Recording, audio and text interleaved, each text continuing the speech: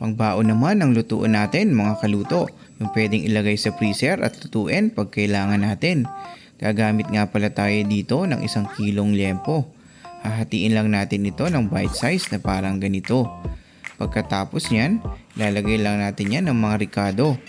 Nga pala, tinutulungan tayo dito ng ating toddler na 3 years old. Maganda kasi yung bata pa lang natututo na silang magluto.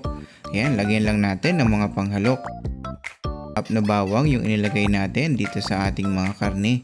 Pagkatapos, lalagyan din natin yan ng asukal at saka ng ating toyo. Hindi mawawala ang ating oyster sauce. Tsaka lagyan nyo na rin ng oyster sour sauce at saka ng ketchup.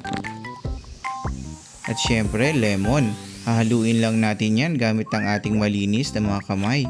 Nilagyan ko na rin nga pala yan ng paminta. Pag nahalo na, pwede na nating ilipat sa lagayan at ilagay sa freezer.